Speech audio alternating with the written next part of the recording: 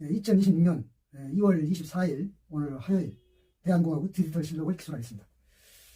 오늘은 제가 대체적으로 좀 소홀히 취급한다라는 말을 듣는 서양사 중심으로 좀 해보겠습니다. 제가 서양사를 무시하는 것은 아닌데요. 그러니까 대체로 서양사의 그 원조로 할 수 있는 그리스 로마, 이게 이제 우리 동양으로 말하면 어찌하고 비슷하냐면 춘추 전국시대하고 비슷하거든요.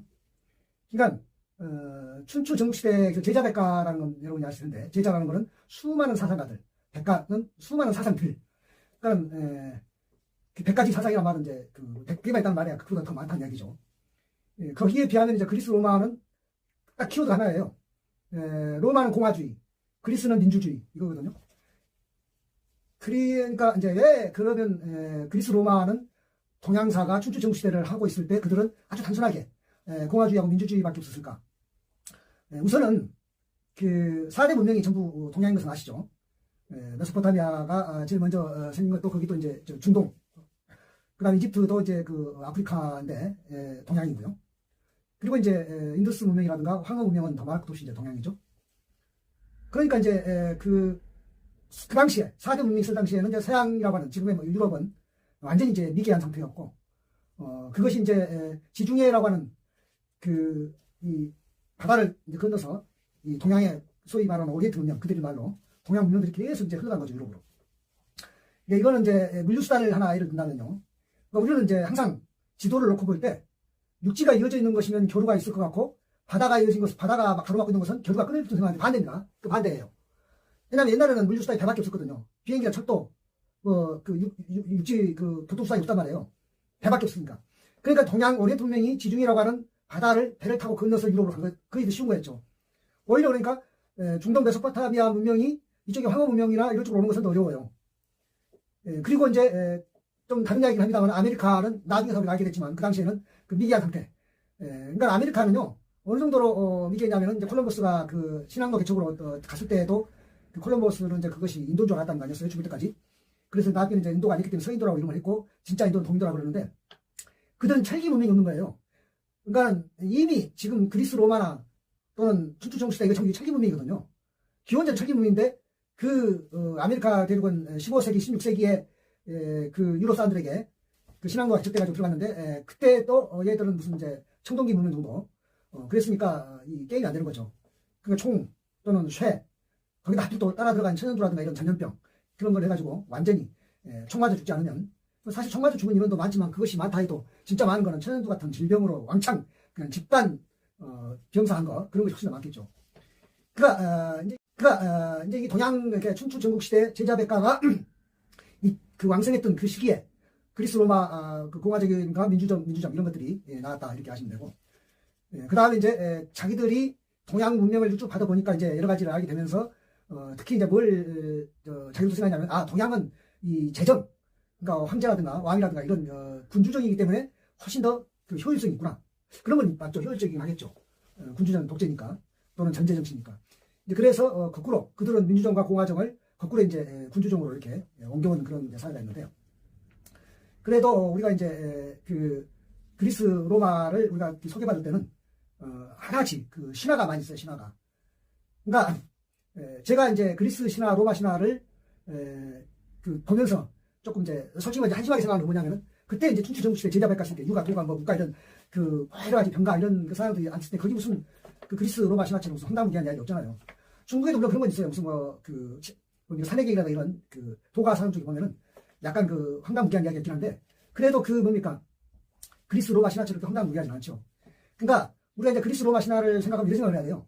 근데 그 신화들이 뭐냐면 사실 참 인간적인 거거든요. 그러니까 뭐냐면은 그 신화가 신화로서가 아니라 각각 도시국가 포리스들, 조그마한 부족들 이런 것들이, 성읍들이 아마 그랬을 것 같아요. 자기들이 어떤 그런 내세우는 수호신 이런 식으로 이렇게 해가지고 그거를 이제 사실 자기들이 하는 일인데 마치 신이 하는 것 같은 그런 식으로 이렇게 권위를 줘버렸겠죠.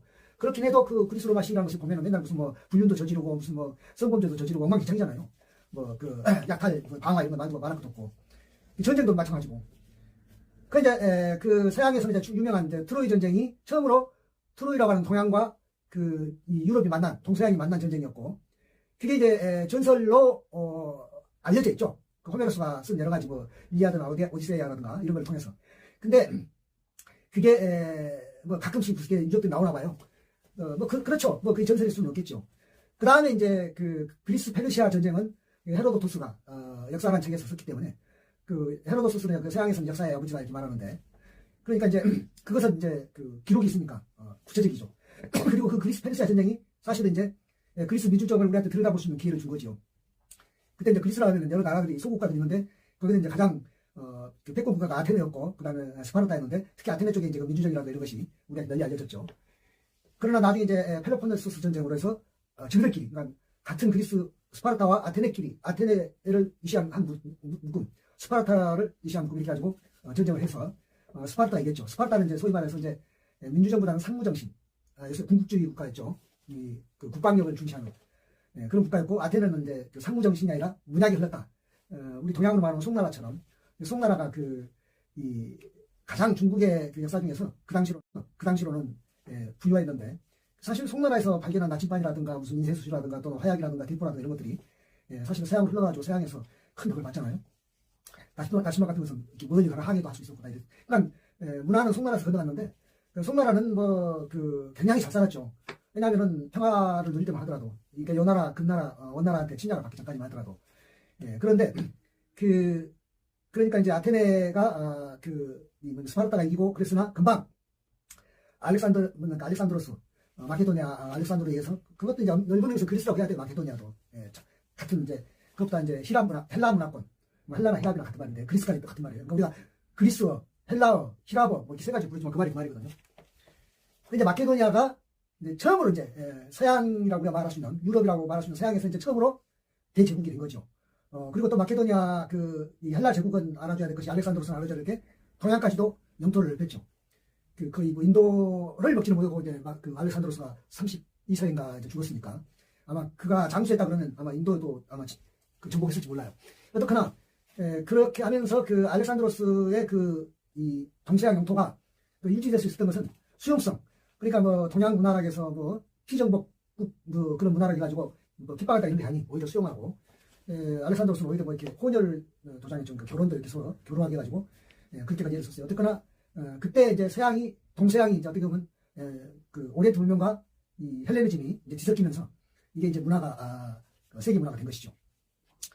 그리고 그 알렉산드로스의 그 사후에 뭡니까 그 헬라 제국이라는 것이 그렇게 길게 가지 않았어요. 왜냐하면 로마한테 이제 뺏겼기 때문에. 그런데 로마가 이제 그 헬라 제국의 땅을 그대로 차지했는데, 그래도 그 당시에까지도 이 모든 국제 공용어는 그리스였단 말이에요. 로마 라틴어가 아니고, 로마 라틴어는 훨씬 뒤에 중세 때 뭐 국제어라고도 할 필요도 없죠. 그 로마 교회만, 그러니까 라틴, 그냥 서유로만 통하는 그런 언어였는데, 이 그리스어는 전체로 통하는 언어예요. 그래서 그리스어가 요즘으로 말하면 전부 이제 의학계에 많이 남아있잖아요. 우리 아주 코로나도 그리스 아닙니까? 저기 크라운이라는 영어 왕관이라는데, 그게 코로나 이 바이러스 모양이 이 왕관처럼 생겼다 해서 붙여진 건데, 그리고 이제 그때 코로나 때 무슨 뭡니까? 뭐 오미크론, 코로나, 알파, 베타, 이런 거 다 그리스어거든요. 감마 이런 거. 그리고 이제 수학에도 시그마라든가 이런 거 다, 로그, 파이, 이거 다 그리스어란 말이에요.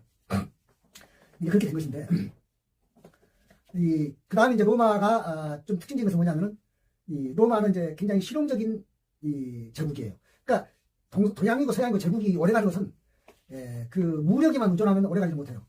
이제 그걸 동양에서도 가장 나타낼 수 있는 게 뭐냐면 이제 몽골이라든가, 그 다음에 그 전에 거란족이라든가 요나라, 또는 그 만주족의 금나라, 이런 것들이 생각보다 오래가지 못하는 것은 무력에 너무 의존했기 때문에 그렇지. 근데 로마는 무력에만 의존하는 게 아니라 굉장히 실용적이고, 우리가 알다시피 굉장히 건축이라는 건 유명하잖아요. 로마 법도 그렇고.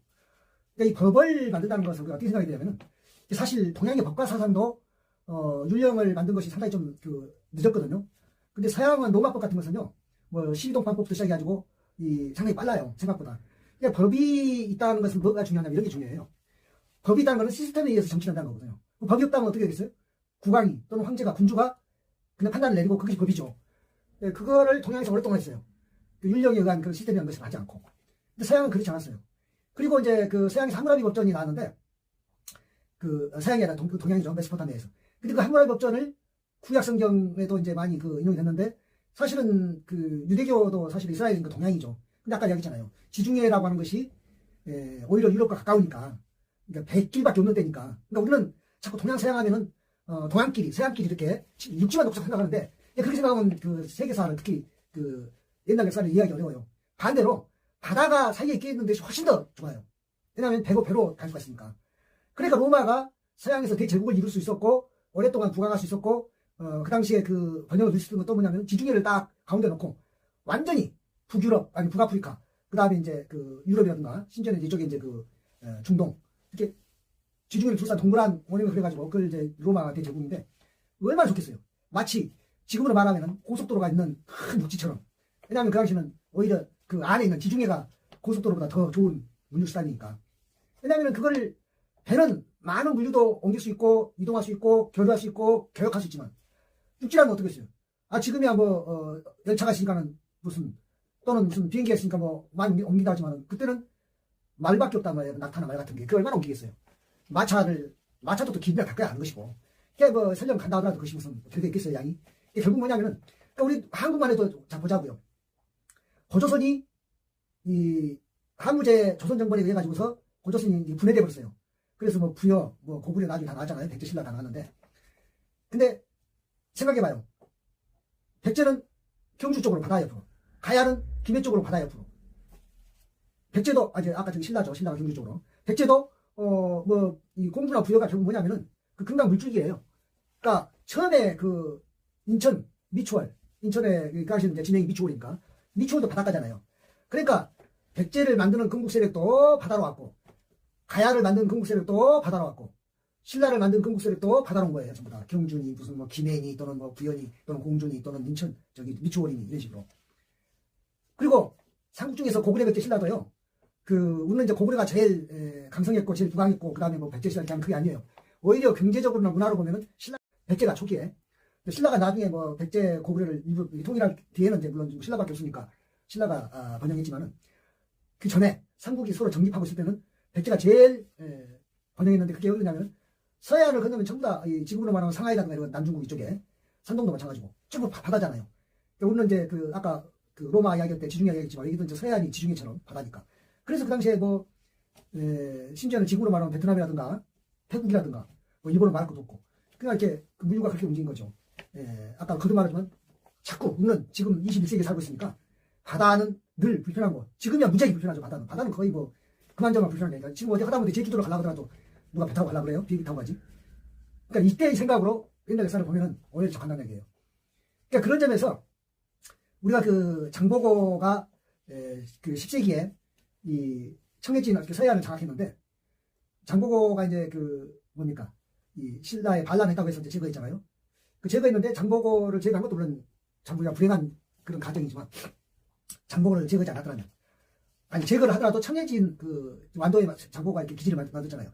청해진을 그대로 발전시켰더라면 우리가 굉장히 해양 국가로서 왜냐하면 그 당시는 바다를 장악하지 못하면 아무것도 안 되니까 아까도 말했잖아요. 배도 뭡니까 비행기도 없고 열차도 없으니까 바다를 장악한 해양 국가로서 무궁무진하게 발전할 수 있는데 장보고를 제거하면서 청해진까지 제거했던 것은 신라가 아주 잘못했다 이렇게 말할 수 있고 그럼에도 불구하고 이제 이 고려 때에도 이 평안도에서 그 개성 밑에 예성강 하구에 평안도에서 무역항을 열거지요. 그게 이제 우리가 동서양 이 로마를 이해할 때는 지중해 해상 물류 이거 생각하고 그래서 그리스 사람들도 사실은 뭐냐면 그 사람들이 농업으로 먹고 살 수는 없어요. 그리스 땅이 그것이 농사를 질 수 있을 만한 땅이 아니고 우리가 보니까 지금도 뭐 파르테노에는 신전에 아고라드가 보면 전부 다 척박하잖아요. 그냥 이렇게 돌산이고 그네들이 뭐냐면 전부 무역으로 먹고 산 거예요. 무역으로 어업이라든가 그 업도 지중해 어업은 다른 해양하고 달라서 그렇게 많이 고기가 없다고 그래요.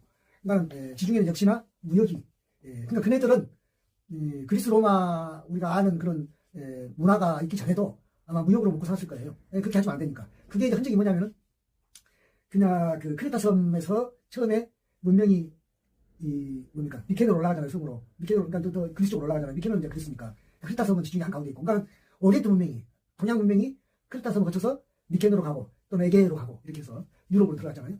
그러니까 뭐냐면은 그 해상 무대 이것이 중요하다.